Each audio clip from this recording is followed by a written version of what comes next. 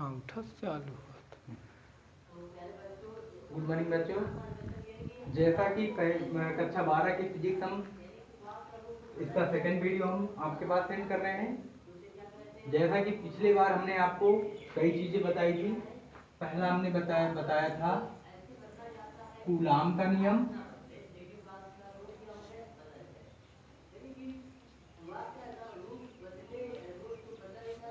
और दूसरा हमने एप्सिलॉन जीरो का आंकिक मान हमने बताया था।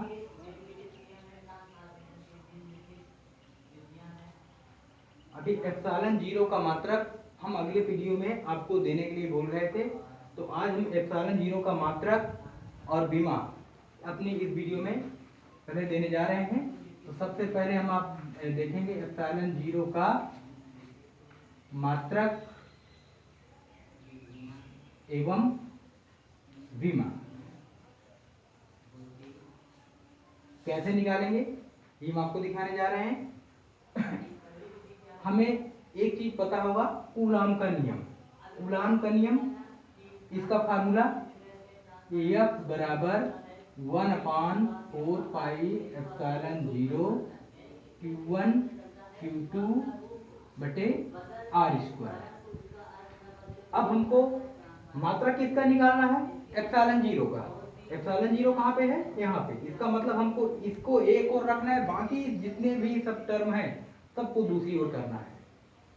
तो यहाँ पर ये 4 पाई इसके इंटू में है, तो तीसरा कहाँ जाएगा? उसके बल के गुणन में जाएगा, इंटू 4 पाई। और आर स्क्वायर भी नीचे है, यहाँ भी गुणे का चिन्ह है, तो ये भी कहाँ जाएगा? ऊपर। अब ये ऊपर ऊपर वाली चीज है, ये कहाँ जाएगी? सीधे बल के इधर नीचे। जब यहाँ प्लस या माइनस हो जाता तब कोई टर्म पक्षांतर होता है, अगर गुणे का चिन्ह होता है तो तिरछा आती जाती है। तो यहाँ पर ये Q1 Q2 ये दोनों नीचे चले जाएंगे। अब इधर बचा क्या? ये एक बचा और नीचे एप्सिलॉन जीरो बचा। एप्सिलॉन जीरो बराबर हमको पहले निकालना है, तो अगर हम ये पक्ष को पलटेंगे तो ये पक्ष भी पलट जाएगा। तो हम सबसे पहले चलिए पहले हम इस पद को लिख ले रहे हैं। एप्सिलॉन जीरो को हमने पलट दिया, तो इसको भी पलट देंगे। इसके बटे हम एक लिखे दे रहे हैं, अभी इसको भी पलटेंगे। तो Q1 Q2 upon F into 4 pi into small r square. इतना क्लियर हो गया? अब इसके बाद अब हमें सबसे पहले मात्रक निकालना है, मात्रक के बाद बीमा निकालनी है। तो सबसे पहले हमें मात्रक और बीमा निकालने के लिए सबसे पहले जानना पड़ेगा कि ये सब है क्या, और इनके मतलब अपने स्वयं के मात्रक और बीमा क्या होते हैं। तो हमने पीछे आपको बताया था कि Q आवेश है। क्या है? आवेश। चलिए, Q अगर आवेश है, इसका मात्रक कूलाम होता है, आवेश का मात्रक कूलाम।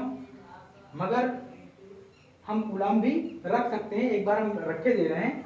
और यह क्या है? बल। और R क्या है? दूरी। एक तरह की दो आवेशों के बीच की दूरी है। और ये 4 पाई क्या है? कांस्टेंट यानी नियतांक।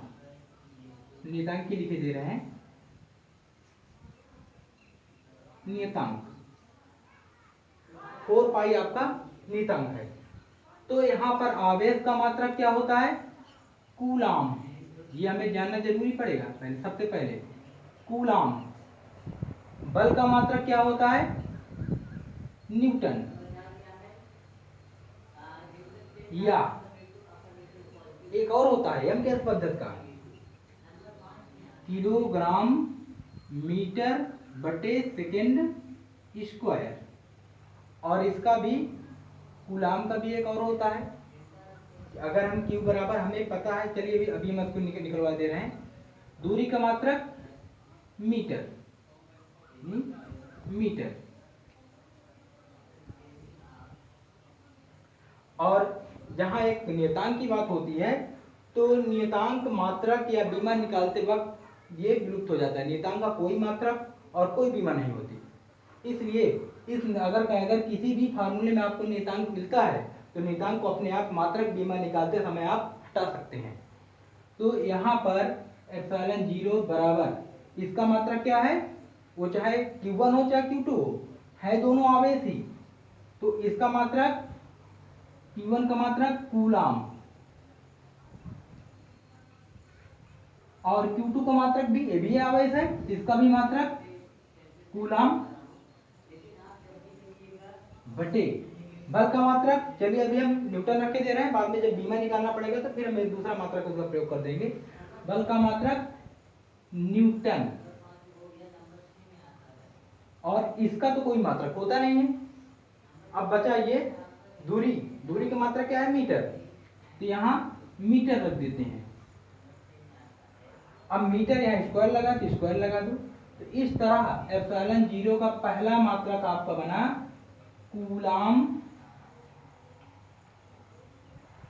दो कूलाम है तो स्क्वायर लग जाएगा, कूलाम बटे न्यूटन इंटू मीटर स्क्वायर, पहला मात्रक। इसका ये एप्सिलॉन 0 का पहला मात्रक बना। एक ये भी मात्रक होता है। अब इसके बाद अगर हमको बीमा निकालना है तो इसको पहले हमको ये एम्पियर पद्धति में चेंज करना पड़ेगा। सबसे पहले कि हम आपको बीमा निकालने के लिए भाई कूलाम आपके 7 मूल मात्रकों में नहीं है, तो यहाँ पर एक चीज आपको जानना पड़ेगा। हम इधर बता दे रहे हैं, कूलाम Q बराबर क्या होता है, Q बराबर होता है IT। एक Q बराबर NE भी होता है, मगर हम यहाँ पे NE न रख के Q बराबर IT। I आपका क्या है, जहां I बराबर धारा, विद्युत धारा, और T बराबर समय। तो यहाँ आपको समझ में आ गया होगा कि I विद्युत धारा, विद्युत धारा का मात्रा क्या होता है, ampere, ampere into T time, time समय, समय का मात्रक सेकंड। तो Q का मात्रक इस प्रकार क्या बन गया, एम्पियर इंटू सेकंड। तो यहाँ पे हम Q की जगह एम्पियर इंटू सेकंड रख देंगे। न्यूटन, न्यूटन को हमने ये किलोग्राम मीटर बटे सेकंड स्क्वायर रखा है। हम बाद में इनके मात्रक भी निकालना आपको सिखाएंगे, अभी फिलहाल के लिए जानना जरूरी है। तो इसलिए एप्सिलॉन 0 का मात्रक, ये हम अगला मात्रक निकलवाने जा रहे हैं, ये भी मात्रक है एप्सिलॉन 0 का, ये भी याद रखना। अब यहाँ पर कूलाम, कूलाम की जगह हमें क्या रखना है, Q आवेश, एम्पियर इंटू सेकेंड। अब इसमें स्क्वायर लगा इसलिए दोनों में स्क्वायर लग जाएगा, क्योंकि कूलाम, कूलाम का स्क्वायर मतलब Q का स्क्वायर, और Q बराबर जो भी होगा सब में स्क्वायर आ जाएगा। नीचे न्यूटन, अब न्यूटन का ये तो एक वैज्ञानिक के नाम के आधार पे मात्रक है, हम इसका एम्पियर पद्धति में न्यूटन का किलोग्राम मीटर बटे सेकंड स्क्वायर होता है, तो इसको हम लिख देंगे किलोग्राम इंटू मीटर बटे second square into metre square into metre square की पहले भी दिया। हमने सिर्फ चेंज कर दिया कूलाम को, कूलाम मतलब एम्पियर, कूलाम को हम एम्पियर इंटू सेकेंड भी लिख सकते हैं, स्क्वायर लगा हुआ है इसलिए दोनों में स्क्वायर आ जाएगा। और इसके बाद न्यूटन को हमने किलोग्राम मीटर बटे सेकेंड स्क्वायर, किलोग्राम मीटर बटे सेकेंड स्क्वायर। ये आपको जानना पड़ेगा कि बल बराबर क्या होता है, द्रव्यमान गुणे त्वरण। द्रव्यमान का मात्रक किलोग्राम होता है, लेकिन द्रव्यमान आपके मूल मात्रक में है, त्वरण नहीं है। त्वरण बराबर क्या होता है, वेग बटे समय। समय आपके मूल मात्रक में है, द्रव्यमान आपके मूल मात्रक में, वेग नहीं है, तो फिर वेग को तोड़ देते हैं। द्रव्यमान गुणे वेग बराबर होता है दूरी बटे समय, और एक समय पहले से ही यहाँ उपलब्ध है। ये जो दूरी बटी समय ये आपका वेग का आया है, और एक समय नीचे पहले से उपलब्ध है। इस प्रकार द्रव्यमान का होता है किलोग्राम और दूरी का मात्रक मीटर बटे समय का मात्रक सेकंड, तो सेकंड कितना हो जाएगा, सेकंड स्क्वायर। इसीलिए हमने किलोग्राम मीटर बटे सेकंड स्क्वायर बल का हम मात्रक हमने यूज किया। ये सब मात्रक हम आपको निकालना आगे हम सिखाएंगे। अभी के लिए फिलहाल कैसे आया ये चीज हमने आपको बता दिया। अब यहाँ पर सेकंड स्क्वायर ये यहाँ है, कहाँ जाएगा, ये सीधे ऊपर जाएगा। तो इस प्रकार ये बन जाएगा ampere square into second square ऊपर जाएगा तो सेकेंड क्या, दो पहले से यहाँ है, दो और चली जाएगी तो सेकेंड की पावर 4 और नीचे किलोग्राम और 1 मीटर ये है और 2 मीटर ये है, तो कितने हो जाएंगे टोटल, गुणा में घातें जुड़ती हैं, 2 1 3 मीटर क्यूब। अब ये आपका एक एप्सिलॉन 0 का नया मात्रक बन गया। अब इसी से हम बीमा भी निकाल सकते हैं। बीमा के लिए हमको एक बार आप इसको गौर से देख लीजिए और अपने कॉपी पे उतार लीजिए, इसके बाद हम इसकी बीमा भी निकलवाते हैं। ये चीज आपको क्लियर है? अगर किसी बच्चे को अगर कहीं भी दिक्कत होती है वो कमेंट्स करके हमको फिर से पूछ सकता है, हम उसका जवाब देंगे। तो इसको हम अभी रब करते हैं इतना।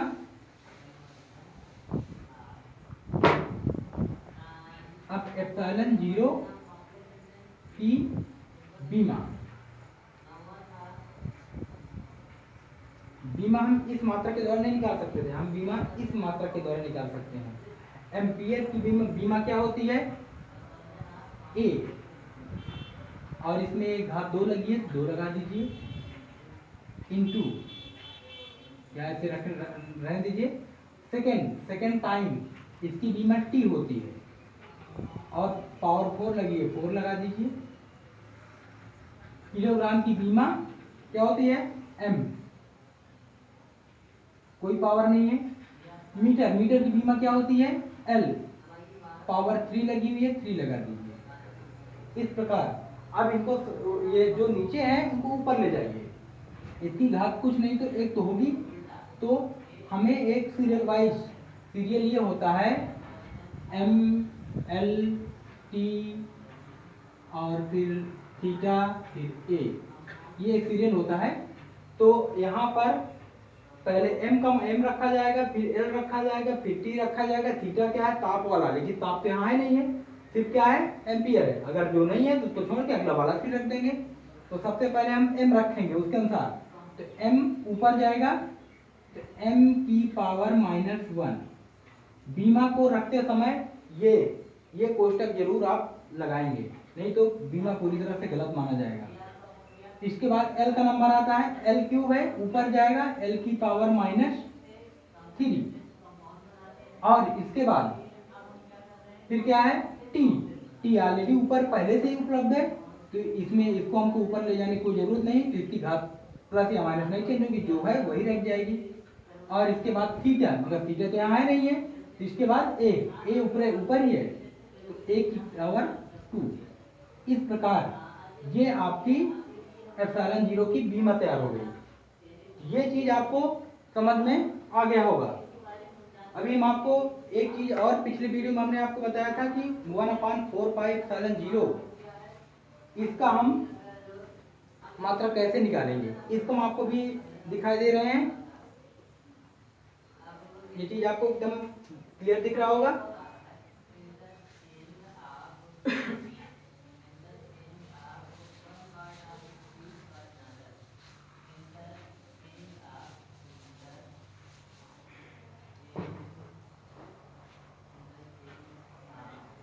हमने आपको पिछले वीडियो में 1/4 पाई एप्सिलॉन 0, वैसे भी हमने एप्सिलॉन 0 का मात्रा के मान सब हमने निकालना दे दिया आपको। चाहे पूरे का अगर आप लेंगे तो यही चीज आएगा, इसको आप मत निकालिए। इसके बाद नेक्स्ट टॉपिक में आता है, एक चीज आपको यहाँ पे ये जानना जरूरी है कि अभी हम 2 अक्षर हम ऐसे प्रयोग करने जा रहे हैं जो दोनों एक जैसे हैं मगर थोड़ा सा अंतर है। ये एप्सिलॉन 0, एक केवल एप्सिलॉन, इसे हम निर्वात की वैद्युतशीलता, इसको हम निर्वात की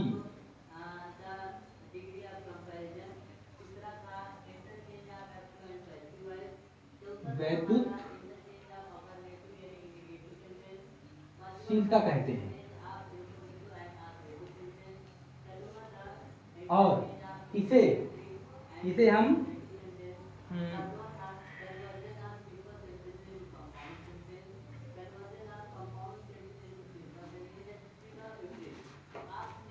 परावैद्युत की वैद्युत शीलता कहते हैं। एप्सिलॉन 0 निर्वात की वैद्युतशीलता और केवल एप्सिलॉन परावैद्युत की वैद्युतशीलता। अब यहाँ पर इनके संबंध में इसी कूलाम के नियम में, जैसे हमने मान लिया कह दिया कि दो आवेश हैं Q1 व Q2 एक दूसरे से स्मॉल r मीटर की दूरी पर रखे हुए हैं और इनके बीच में लगने वाला बल F लग रहा है। मान लीजिए ये दोनों हवा में हैं। अगर हम इनके बीच में कोई एक परावैद्युतांक रख दें, जैसे हमने कह दिया कि हमने मोमबत्ती रख दिया हमने एक तरह से, ये मोमबत्ती एक तरह का परावैद्युतांक हो जाएगा। परावैद्युतांक तो अगर कोई हम मोमबत्ती या कागज हम कुछ भी परावैद्युतांक, जिसे हम के से स्मॉल के कैपिटल के या स्मॉल के भी आप प्रयोग कर सकते हो, से डिनोट करते हैं। तो एक अगर हम दो आवेशों के बीच में कोई कागज या मोमबत्ती या मोम जैसी कोई वस्तु रख देते हैं तो फिर बल के मान में पहले से अंतर आ जाता है। वो अंतर और ये जो हमने चीज रखा मोमबत्ती या कागज, इसे हम कहते हैं परावैद्युतांक। इसका भी अपना मान होता है। हमने आपको कूलाम के नियम में 1/4 पाई एप्सिलॉन 0 Q1 Q2 अपान r², ये फार्मूला हमने आपको डेरिवेट करवाया था। तो यहाँ पर अगर वो कब हमने करवाया, जब आवेश जब दोनों आवेश हवा में हों। अगर दोनों आवेशों के बीच में कोई परावैद्युतांक माध्यम रख दिया जाता है, माध्यम जैसे कोई कागज बीच में रख दिया जाता है, तो यहाँ पर के भी साथ में प्रयोग में आ जाता है। तब फार्मूला बन जाता है 1F बराबर 1/4 पाई एप्सिलॉन 0 के Q1 Q2 बटे r²। तो यहाँ पर ये के आपका क्या है, हम एक बार लिखे दे रहे हैं, जहां के बराबर परावैद्युतांक, के बराबर आपका परावैद्युतांक। और ये परावैद्युतांक ये होता क्या है, के बराबर एप्सिलॉन बटे एप्सिलॉन 0 परावैद्युतांक। जो भी हमने आपको बताया कि एप्सिलॉन 0 और एप्सिलॉन निर्वात की वैद्युतशीलता तथा परावैद्युत की वैद्युतशीलता। तो यहाँ पे हम एक तरह से फार्मूले से ही परिभाषित कर सकते हैं। एप्सिलॉन क्या है आपका, परावैद्युत की वैद्युतशीलता, परावैद्युत की वैद्युतशीलता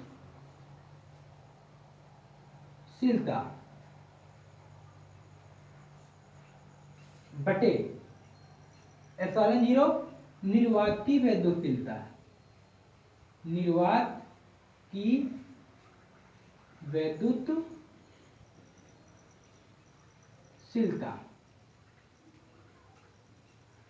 इस प्रकार अगर हम परावैद्युतांक की परिभाषा में बनाएं तो हम ये कहेंगे किसी भी माध्यम में परावैद्युत की वैद्युतशीलता तथा निर्वात की वैद्युतशीलता के अनुपात को या भाग को परावैद्युतांक कहते हैं। या हम कैसे लिख सकते हैं, किसी, हम परिभाषा बनाए दे रहे हैं, किसी माध्यम में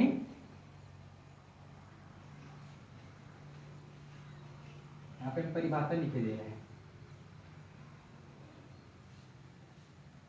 किसी माध्यम में परावैद्युत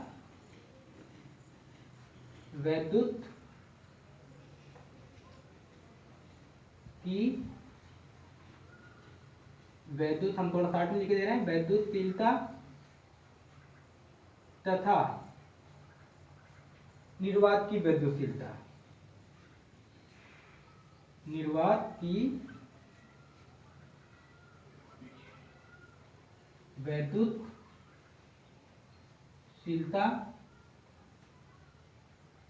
के, हम यहां पर भाग भी को बोल सकते हैं, अनुपात भी बोल सकते हैं, के अनुपात को के अनुपात को क्या कहते हैं? के क्या है? हमने आपको लिखा के बराबर परावैद्युतांक, तो अनुपात को परावैद्युतांक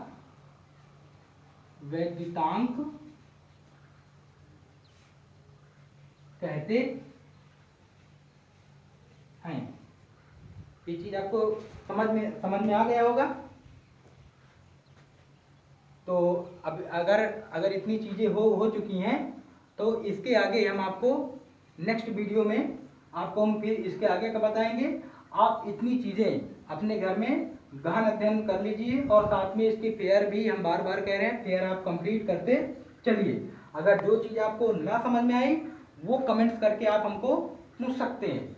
तो यहाँ तक हमने आपको बता दिया परावैद्युतांक की परिभाषा तक, और इसके बाद नेक्स्ट वीडियो में हम आपको कुछ इसके आगे की नई चीजें और लेके आएंगे।